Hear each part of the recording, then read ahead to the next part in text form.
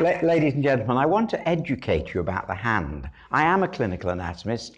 I was for 45 years an NHS GP. I love anatomy, but I also love art and education. So I'm going to give you an education on the hand. And even just looking there, the title of the lecture, immediately you all thought I was going to lecture on football. Well, here's the football bit.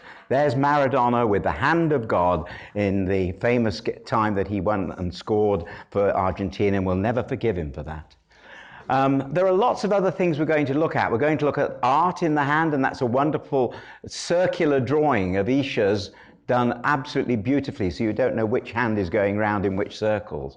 How many of you can recognize what this is with the hand? Bruce Lee, the famous two-finger press-up, full marks. He was my hero when I was a young lad and doing A-levels, and I used to go to all the Kung Fu movies, and that's the famous two-hand. Here, of course, we have rock climbers, and of course, rock climbers are the athletes of the hand par excellence, and I'm just always amazed that they can hold on to the cliff like this. Does anyone know what this is going to be about? You're all too young. 1968, it was a very famous time when in the Olympics, the black, and not only the black players, the black winners, or many of the black winners, put up their hands as a political gesture of black power. We'll come to that later. How many people can identify whose hand that is? I hope some of you can, but anyone here in the back of the audience know whose hand that is? The X-ray of whose hand? I tell you it is, it's Mrs. Röntgen. And he killed her. Mr. Röntgen, after whom X-rays are named, managed to kill his wife by X-raying her hand many times, and she died of leukemia. And that's her wedding ring on Mrs. Röntgen's hand. Interestingly enough, Röntgen is always given as the man who first got X-rays. He didn't. The year before, Tesla did. And it's interesting, if you look up the actual history, a year before, Tesla had a fantastic X-ray of her ankle. So let's move on and think about, when did hands come into existence in the art world? Well, the hands came into existence in the art world tens of thousands of years ago, probably 30,000 years ago, and all over the world there are these wonderful spittooned hands. These are done usually by the native, whether he's a Neanderthal or a human, and we don't know in many cases, taking dye or soil or whatever in his mouth and going and making a pattern of his hand. And these are found in caves all over the world. But man obviously progressed, because 30,000 years ago, in the Ardèche region of France, we get caves with these magnificent paintings. Some of you may have seen the movie that was about these, but there is a fabulous movie done by the German guy, and I've forgotten his name now. It's on there, but I've just forgotten his name. Oh, Werner Herzog. And Werner Herzog made a movie, a fabulous movie of these caves. These are 35,000 years ago. So how did man do that? Well, he did it with his hands. Those are wonderful 35,000-year-old paintings done by cavemen, done by early man with his hands. So the hand has probably not changed really in 40 or 50 or even 100,000 years.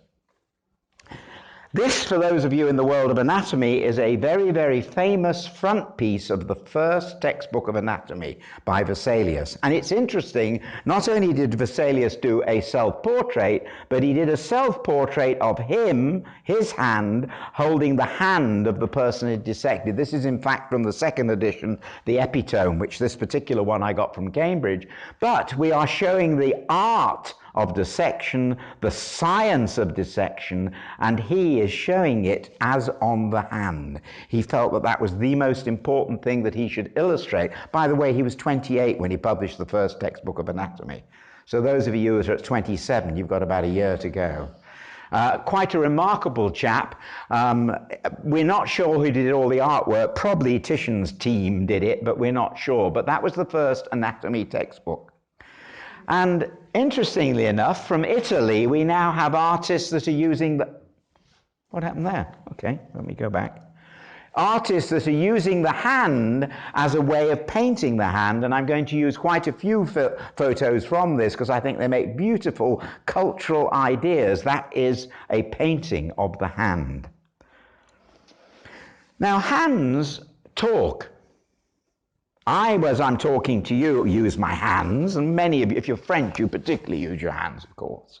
All right? But there may be some of you in the audience here who are hard of hearing, who've learnt sign language, and sign language is a very important thing. In fact, is there still an SSM here at Warwick in sign language for the students? There used to be one when I started off, because it was a very popular SSM, a special study module for medical students, because then they could communicate with deaf people, and it can be quite useful, particularly in general practice. You'll notice there was even a stamp of the sign language a few years ago. Now, I need to use sign language, and I learnt all about this when I started scuba diving, because there are... How many of you have ever scuba dived? All right, there's quite a few of you. So all of you know that's up, that's down, that is danger, and you have half a dozen signs that you use in scuba diving because you can't talk to each other. I found it very frustrating because I'm someone who likes talking. I do a lot of talking. And I was with my children learning to scuba dive, and we all went down together, and my kids were going like this to each other. And I thought, what on earth are they doing? My children had learnt sign language at school so they could talk at the back of the class, and when the teacher couldn't see them. And I couldn't talk, and it was very frustrating to have 10-year-old children who were talking behind my back, and I didn't know what the heck they were saying. So it can be quite useful as a way of communication. The hand talks. Just remember that. For many people, it's their way of talking. But of course, the hand has got much more than just the fingers and the muscles and the bones. It's the skin of the hand that is particularly important, particularly for discrimination and vibration and sensory. The fingertips are extremely, extremely useful as a way of seeing. I'd just like 4 of you there and Erin just to come down, and I'm going to do a little experiment now.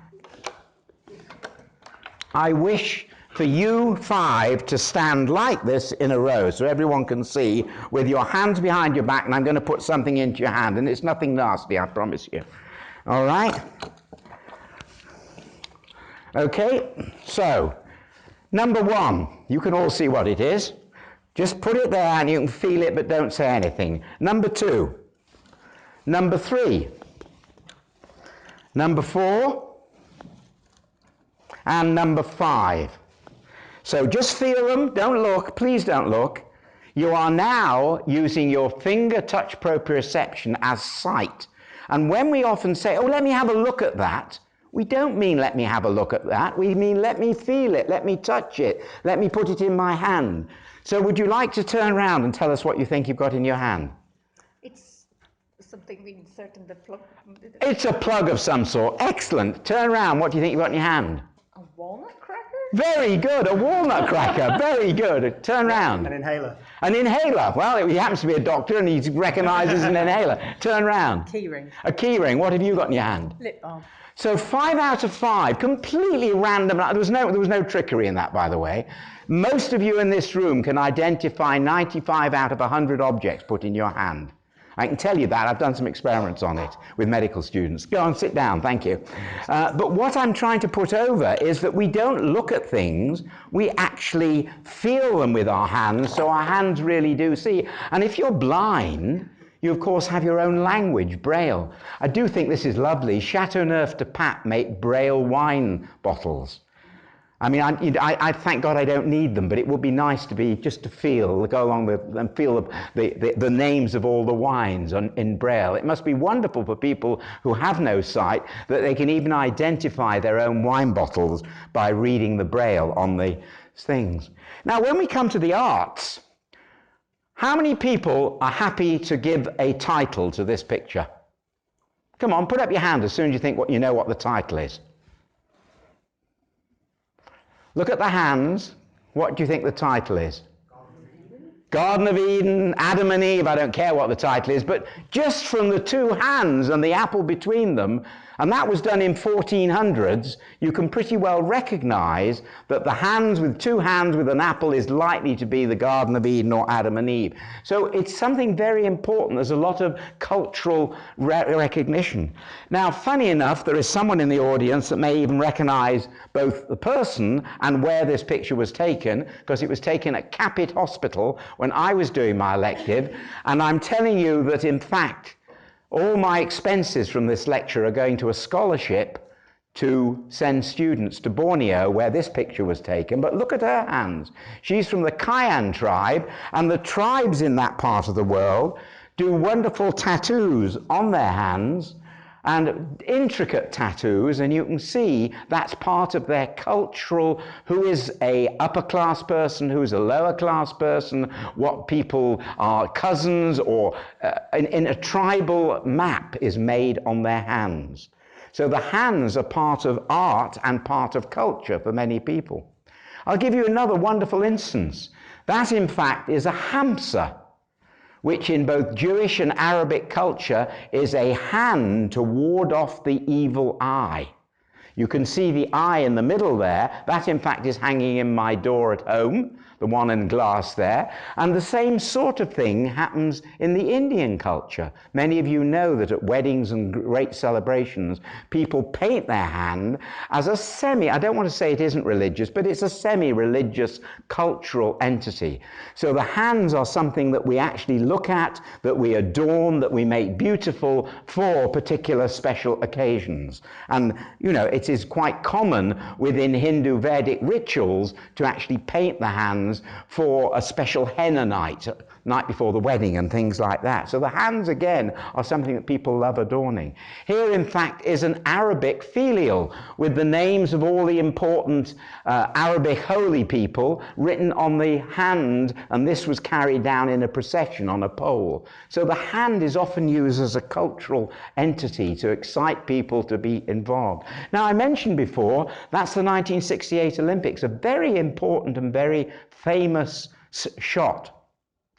Williams, with his hand like that, having won a gold medal, standing there with a political statement. Now, on the whole, the Olympics has not had politics, and this was very shocking when they did it. It really went the front page of every newspaper in the world, and that black power hand has also been made by many people in cultural entities as sculptures and things. Now, it's interesting that that black power movement, I won't say has died, it hasn't died, but it's certainly gone quiet, because eventually the Black Power movement got a recognition that the rights of the people in the southern states in America were recognized, and that has calmed down that very, I won't say virulent, but very strong Black Power movement, which was always shown by the clenched fist. That was what was the sign of the movement. Rather like we have gilets jaunes these days. And all of us know that gilets jaunes wear those yellow vests and they block the roads. It was the sign of the Black Power movement. Now,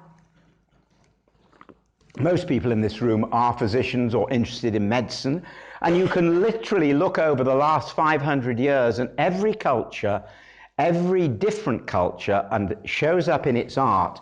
The physician, that one was 1700s, holding the hand of someone he's not meant to be looking at, probably a lady, because it would be culturally not nice for him to see the lady. And still, when you go to Afghanistan or you go to some of the very religious Muslim countries, you're not allowed to examine the ladies, and they put their hand or their leg or something through a hole in the wall to be examined. I've actually been in that situation myself with Bedouins, where I wasn't allowed to examine the lady, but she would just let me have an arm or a leg to do the examination, which of course is pretty useless medically.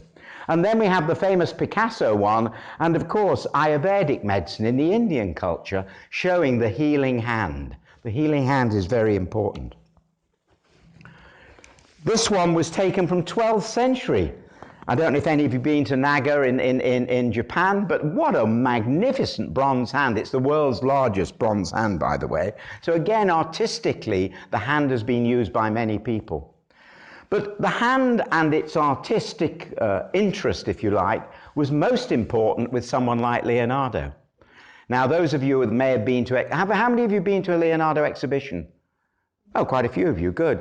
And you'll know that his anatomy is magnificent. In fact, these are all one page, and I've enlarged the little pulleys. And you can see at the top picture up here are the pulleys of the hand, and I know there's a hand surgeon in the audience. This is 1480. This is 1490. No one has an anatomy textbook in the world, and this guy is producing artwork from dissection which is 95% accurate. That's what's quite extraordinary about the guy. And nowadays, of course, it's the rock climbers that rip off those pulleys, but it's amazing that his picture, this one page here, this single page is A4 with 10 drawings that virtually give us every muscle of the hand. I won't go into details, but we'll look at a few of them in a minute. And of course, he was magnificent at sculpting as well. Here we have, or not he, sorry, Michelangelo's Moses, and look at how accurate, and even the veins on the back of the hand are very realistic. Look at the veins on the back of the hand of David.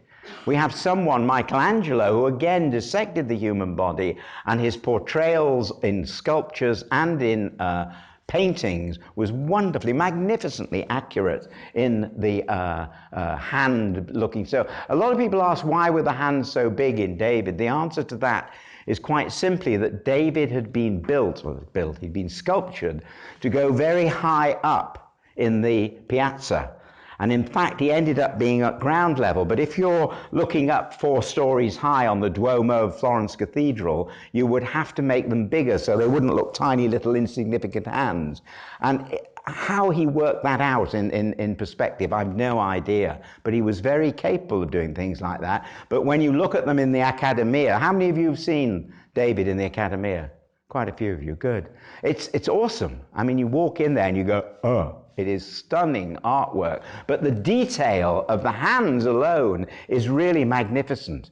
They look as if they're real hands.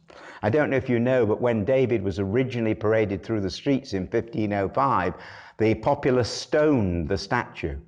They thought he had cheated and taken a man and built him 13 foot high. I mean, they couldn't comprehend how anyone could make a person look so human in stone. They thought it was black magic, and they stoned the statue. They also put a fig leaf on it as well, which is interesting. Another artist who was a magnificent artist of the hand was, in fact, Albrecht Durer. Now, he comes from the Austro-Hungarian Empire about the same time as Leonardo and Michelangelo, the end of the 1400s, beginning of the 1500s. This is his self-portrait. He really did have ginger hair, and he was a handsome dude. And he did some beautiful drawings of hands, absolutely stunningly accurate. Would anyone like to suggest what the diagnosis is here? There are the praying hands. This person is trying to pray but can't put their hands together. Anyone give me a diagnosis of the praying hand syndrome? Sorry? Very good. We have a clinician who is really on the ball here. All right. Very good indeed. So if your patient can't sort of pray properly and just can't get their hands together, just think of diabetes if in your future career you're examining someone. There is other things like SLE and arthritis and things which can give a similar pattern, but diabetes is the common one. And just look at these drawings here done by Albrecht Durer. He was very interested in the proportions. He was mad. I've seen his book of 1505 where he recorded every measurement from every knuckle to the next knuckle and looked at the statistic analysis of how was the normal distribution on 100 or 200 fingers. And the whole book is figures. It just looks like some statistician gone mad.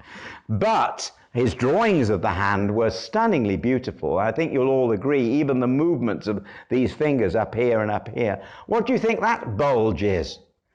Anyone anatomically, any student like to think what that bulge is between finger and thumb?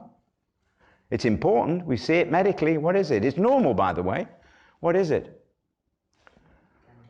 No, it isn't a ganglion. Good answer, but it's a normal muscle. What's the muscle there? He's made it rather obvious, but it is there. It's the first dorsal interosseus.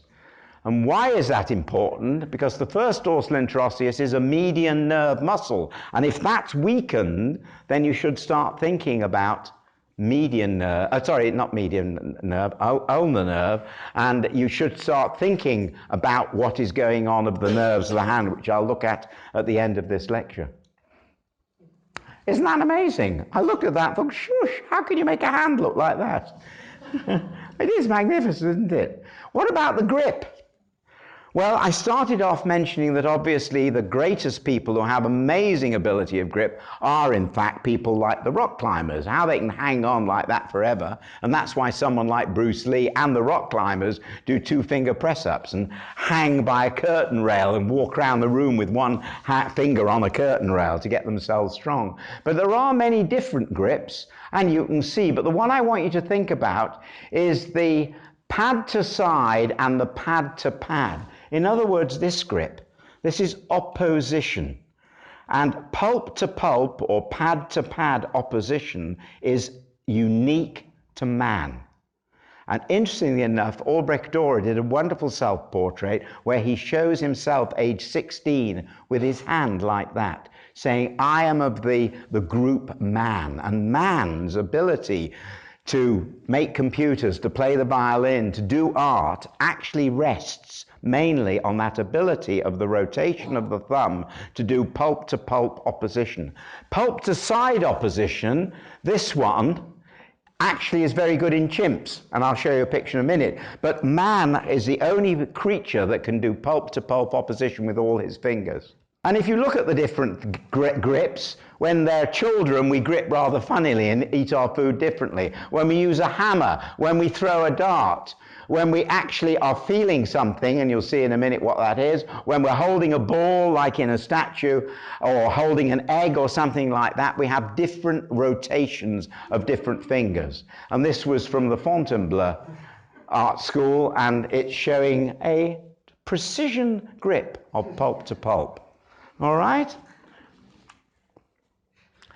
Those of you in the audience that need a little anatomy revision may remember that there are these interossei that lie basically in the palm of the hand, and there are palmar ones that are remembered by the mnemonic pad, and there are dorsal ones that are abducting, and they're kept remembered by dab. So we have pad and dab. Remember that the second finger is the one to which we are moving from or to, and that's a convention. I actually am not sure why. Well, I am sure why, because it's the one that doesn't move. But in fact, I don't know when that was actually instigated, but that is the international sort of recognition. And pad and dab is the easiest way of remembering the interossei. Remember that all the interossei are ulnar nerve. When we look at a quick surface anatomy picture of the hand, you can see that there are tendons, there are tendon sheaths, there's these funny little muscles which you're going to look at in a second. There's a thenar eminence. In other words, when you look at your own palm, you can see there's a fat bit, the thenar eminence over the thumb area, and a less so on the finger side, the hypothenar eminence. And they're pretty obvious, but the important thing that clinically you all need to know about is the flexor retinaculum, number 10, and going underneath it all the structures, the 9 tendons and the median nerve, which are involved in a tightening of number 10 there, and that's where we get carpal tunnel syndrome. I think you can see the carpal tunnel beautifully illustrated there. But the one thing that many people medically get mixed up is the interossei and the lumbricals. And the reason they get mixed up is because they've never actually dissected or seen the different size. And I want you to think of this guy doing this. Now, this is a dissection that I actually personally did, God, I don't know, 20 years ago. It's the dorsal expansion. So there's the main extensor tendon in the middle. And when we look, this is a lumbrical, this is a lumbrical with L, and this is an interossei, and this is an interossei. So there's a lumbrical and a lumbrical, and they come from the front and they go round to the back. So both of them are involved in holding the hand in that position. In other words, you are extending your fingers and flexing at the knuckles of the metacarpophalangeal. So just think of that position. Now, if you're a rock climber and you're slipping down a mountain and you get to the edge of the ledge, which of those is going to save your life? Think.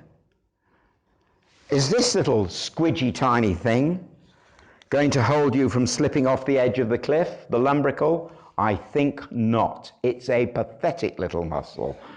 It's called worm-like, and it is worm-like. It really is pathetic. But look at the size of the interossei.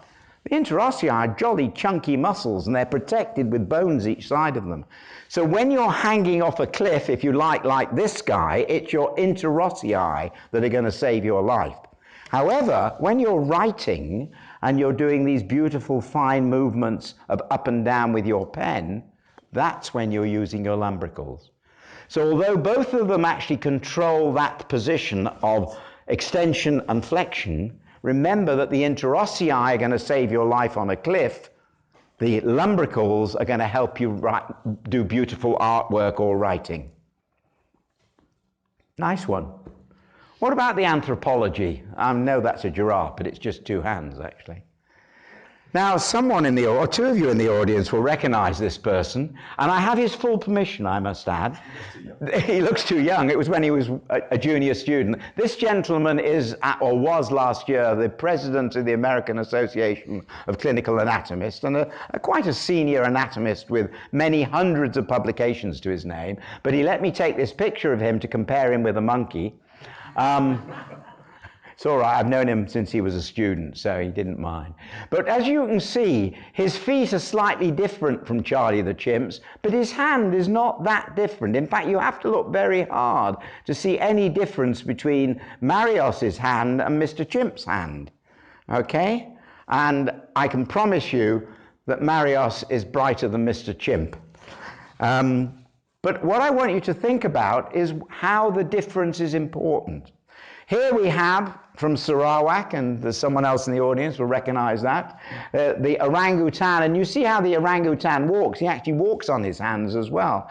And when he grabs something, as with the chimp, he can double lock. He can roll his fingers round things so he gets like a tighter grip. So his grip is particularly strong, not much less strong. Ours is much less strong. And Mr. Chimp can do pulp to side beautifully. He can pick up nuts, he can pick up grubs, he can do what he likes, but he can't do this. He can't thread a needle. He can't do that beautifully delicate movement which we can as humans. And here's the reason. I'm trying to make it simple. Here's our wak-wak, our Malayan gibbon. Here's our orangutan, our chimps, our gorilla, and our human. And you can see the lovely progression that here, this is a hand for grabbing the trees and swinging through the trees, literally. Here, we're coming down more onto the ground, more onto the ground, more onto the ground, until we're totally on the ground, and we don't need to swing through the trees, or at least most of us don't. And if you look at the thumb is too far down here to do anything useful, and it slowly moves up until we can do this beautifully. So it's the movement of the thumb that's given man the, I don't say the great advantage, but made us conquer the world rather than Mr. Gibbon, for instance. Also, there are some special things about the hand. Just think how many different things go on in the hand. We all know that if we are a criminal, we are not going to want to leave our fingerprints around.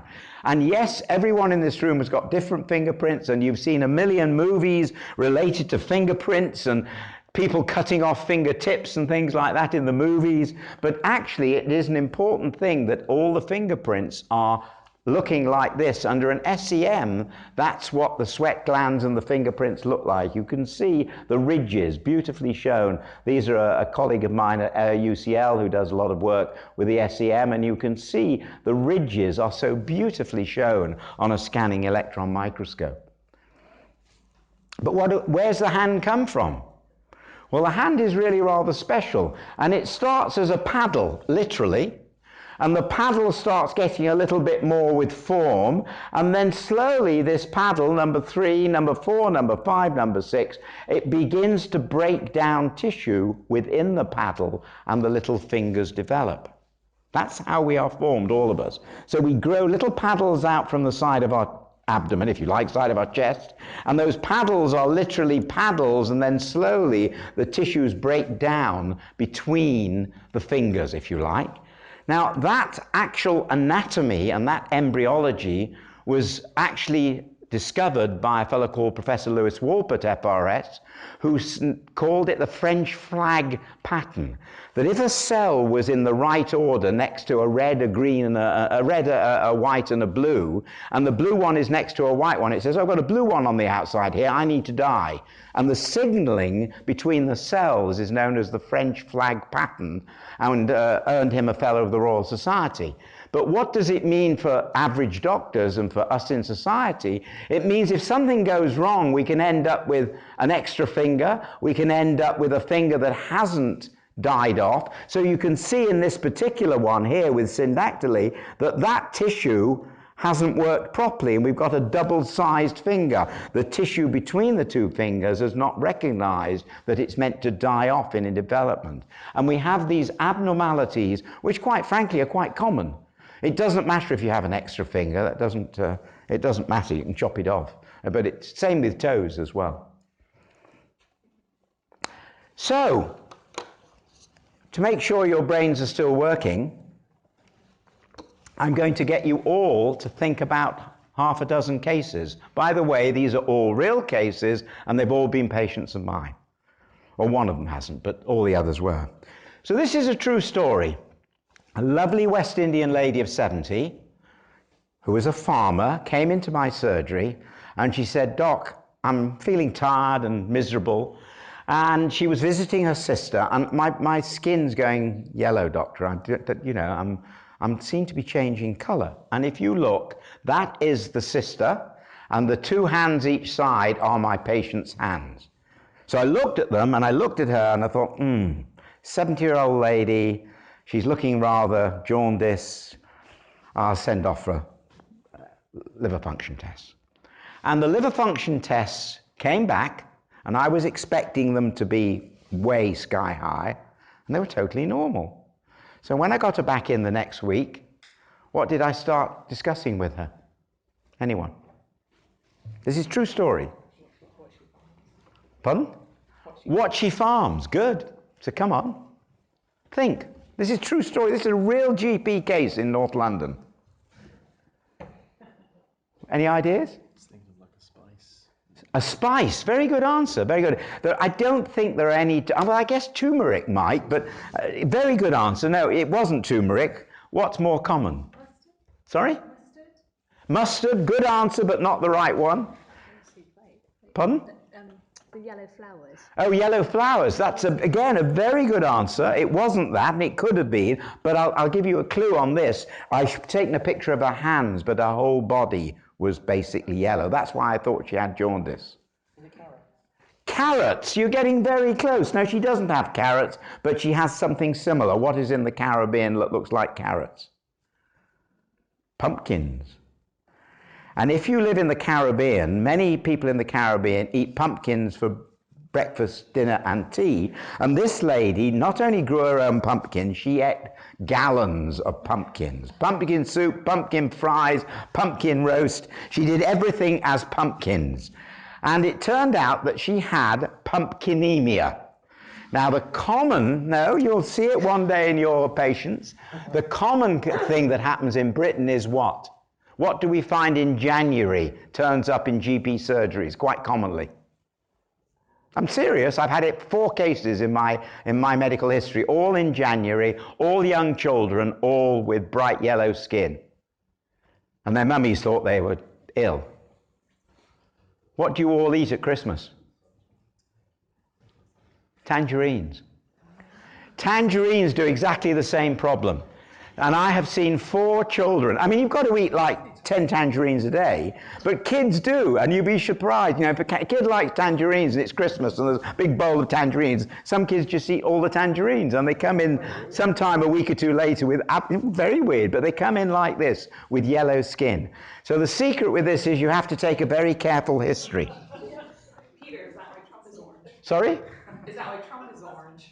Oh, is that why Trump's orange? No, I think he uses suntan lotion.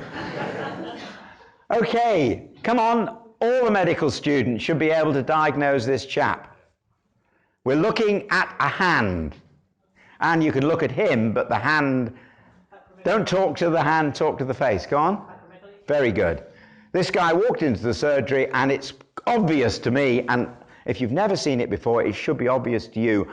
The question I asked him is, have you changed your glove, shoe or hat size in the last few years? He said, oh yes, my glove size no longer fit me. And actually he had looked very enlarged hands. And acromegaly is the diagnosis.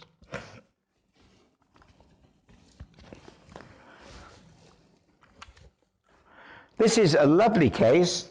I asked this gentleman when I took his photograph. He was 82 and he wasn't well with something else, and I knew that he probably would die within the next year or two. And this photo was taken 35 years ago. But it's taught many, many, many generations of students. He was an elderly man who at the age of 4 had an accident. I want you to look at his two hands and work out what did he break and what was the result of his fracture and why are his hands so different. He had a simple fracture in 1930 something, I think it was. Yes, it would be 1930 or 1920. It was a long time before the health service. He couldn't afford to have the fracture dealt with properly, and he ended up growing normally, except for this hand. And you can see the arm looks a bit funny there. Where do you think the fracture was? Anyone? Come on, think. Sorry? I can't hear, sorry. Distal humerus, all right. Could be the distal humerus. In fact, it was the elbow. It was the elbow itself, all right. And he damaged a nerve which never grew. Now, I want you to look at his hand. Look at the two thumbs, and they're actually the same size, aren't they? But look at the fingers of one hand and the fingers of the other hand and the size of the palm. What do you think has not been growing normally? Which nerve? Very good. This guy had an ulnar palsy from the age of 4, and I show you this to make you realize that tissues need nerve supply to grow. We tend to think of nerves being damaged when we're adults and therefore muscles wasting or things going wrong with the nerves. But in reality, this guy gives you a wonderful observation that the median nerve area grew normally and he has a normal thumb, but the palm itself and the fingers, and if you look carefully, he has a little sign there which would make you think he had an ulnar palsy. He has a clawing of his little finger. But look at the palm. The actual interossei have never grown, and so the palm has stayed like a little child's palm compared to an adult one. Okay, so let's look at case 4. The right hand is normal, all right? The left hand is trying to copy the right hand. And as you can see, it just isn't very good at doing it. In fact, it's pathetic. They've tried to open out the hand here, and the person can't. That's why we took all the photos, because you've got a useless left hand. What do you think is the damage? Look at the shape of the arm, or the hand and wrist. That's the normal, that's abnormal. It's the same on both sides, obviously. Anyone? What do you think this person has had? Could be a bike accident. Come on.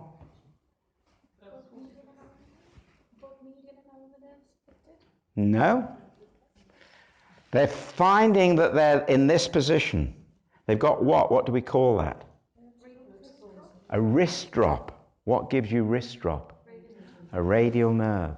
This person had a humeral fracture with a radial nerve that wasn't treated. And there's the commonplace. I have to say, my own experience over 45 years practicing medicine, nearly all the radial nerve problems I've seen were due to fractures of the humerus in people that had secondary spread. And it's interesting, it may be just the population I saw, but certainly the humeral fracture is not rare in people who, let's say, had breast cancer 20 years ago. So I get an 80-year-old lady who just fallen, not even heavily, and fractured the humerus, and then comes in with a radial nerve. And there's the radial nerve. It spirals around the humerus and gets damaged in a humeral fracture. Okay, look at the hand on the right. First of all, look at the black arrow, and what can you see? You can see a hollow. All right, you see a hollow with no muscle here, a big hollow. What's that going to tell you? No tricks. If you haven't got a thenar eminence, what's been messed about with? The median nerve. Now I take you to a little bit more detail. I want you to look at the dissection and look at number 18, which is a tiny, tiny little nerve going up here. Why would that be useful in your diagnosis clinically of what has happened in this patient? You know whether it's carpal tunnel again. Good, or a what? Full marks. Full marks. You make a good clinician. So that little nerve is the sensory branch of the median, superficial palmar branch, which goes over the carpal tunnel, so it isn't affected. So you can tell whether it's the carpal tunnel or the injury is higher up by testing the sensation over the thenar eminence. If the sensation is normal, then you need to look further down the arm for the absence or the damage to the median nerve. Whereas if the sensation is normal, it's likely to be higher up, whereas in the carpal tunnel, it's going to have, the carpal tunnel is going to be normal, where if it's a higher up one, they will have lost sensation as well as muscle damage. Now, these are three different cases.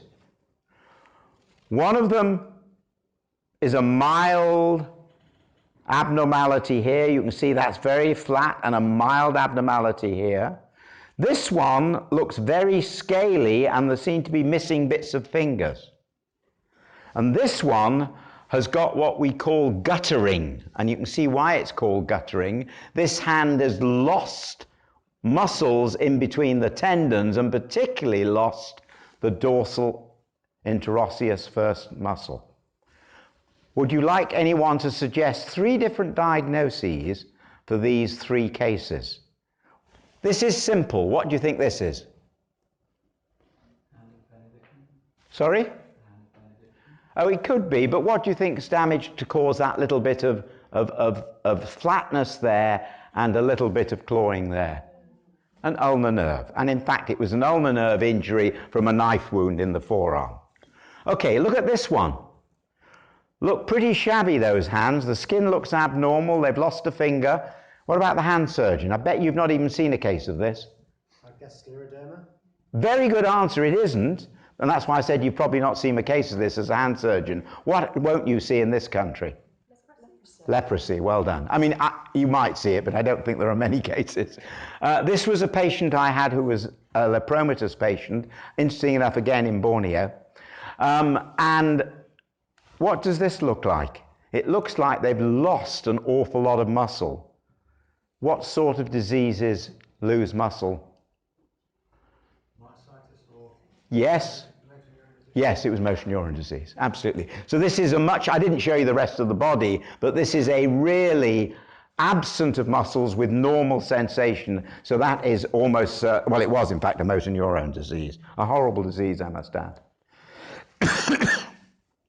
This last one, or no, next to last one, is a medical student. Genuine medical student who I found in the lab one day who was complaining that she had problems with her fingers. And I said, oh, but you've got a scar in your neck. Tell me more. Do you mind if I take your photograph and use you for teaching? And she said, no. I do that all the time, by the way, with my patient. Some of these photos are 40 years old that I've taken as a GP. But here is her clavicle. Okay.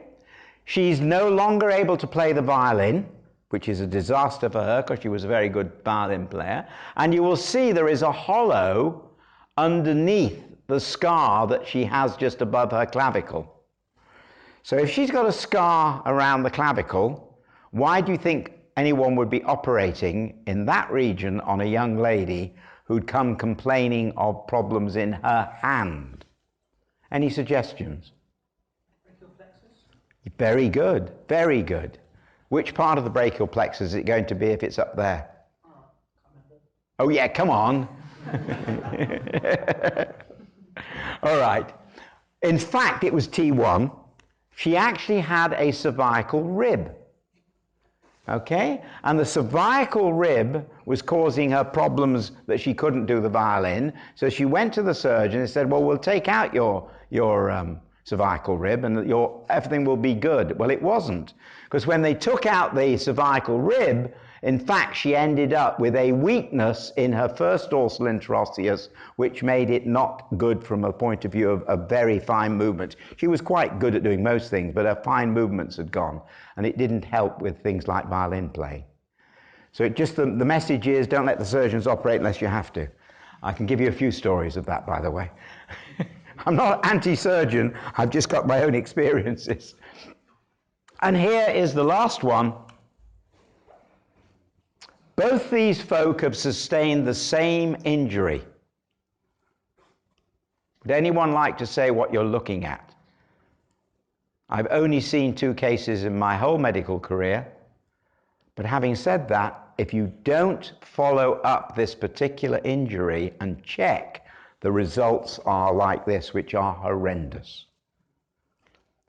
Any medical student like to work out what's gone on here? These are 2 patients, there's one, there's the other, that have had the same fracture as youngsters, and they lost something, and it wasn't a nerve. Shout? Well done. You better go into surgery or become an anatomist. Volkmann's ischemic contracture. The reason is when you have a supracondylar fracture of the elbow, you may remember the median nerve you would all test for, I hope, but remember the brachial artery lies next to the median nerve. If you get a damage to the brachial artery, you end up losing all the tissues in the front of the arm, in the forearm, and you end up with a useless, completely destroyed forearm. So this is a Volkmann's ischemic contracture, named after the guy that described it, Mr. Volkmann. So to end on a nicer note, a famous painting by Rembrandt, it used to be the front cover of Grant's Atlas many years ago. It's a lovely painting. The anatomy is totally wrong, by the way. Don't let that worry you. But this is on the wrong side. There's a whole book written on that, but the actual origin of the flexors of the forearm on the wrong side. But it's a wonderful painting, the anatomy lesson of Dr. Tulp.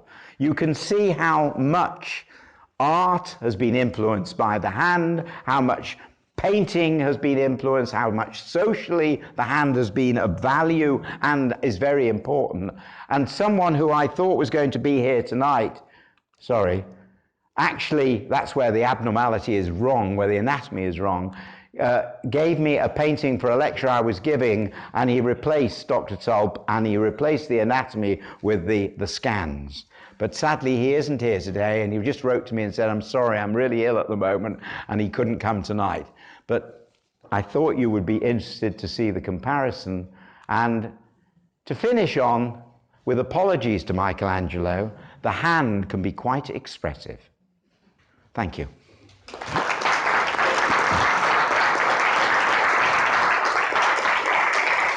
To learn the anatomy of the hand is pretty important. And it isn't just the nerves, though the nerves are very important. It's the nerves, the arteries, the muscles, and what the hand can do. Because often patients come in and say, Doc, I can't open a bottle.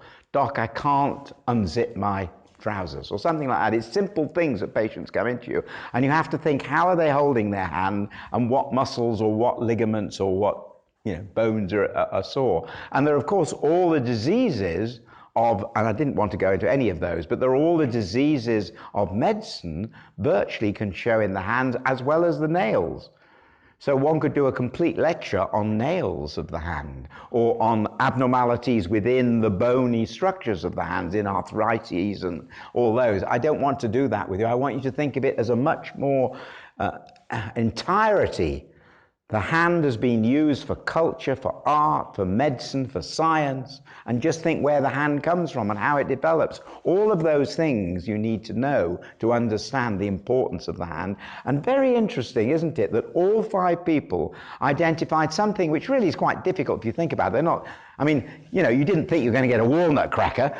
And it didn't take any of you more than 30 seconds to work out what the thing was in your hand. When you say to people, let me have a look at it, you actually mean, let me feel it, let me see it. And you don't mean see, you mean see it with my fingers. And it's interesting, of course, hands can go around a corner. Vision can't. So sometimes when you're trying to find something you've lost under the bed, you've sort of got I've got it. And you know what it is. You lose your glasses and they fall under the bed. You immediately know where they are and you can feel them and you know it's your glasses. It's a very, very useful tool, is the hand. And if anyone wants to buy me a Braille bottle of Chateauneuf de Pape, I'm very happy to receive it. Okay, thank you very much.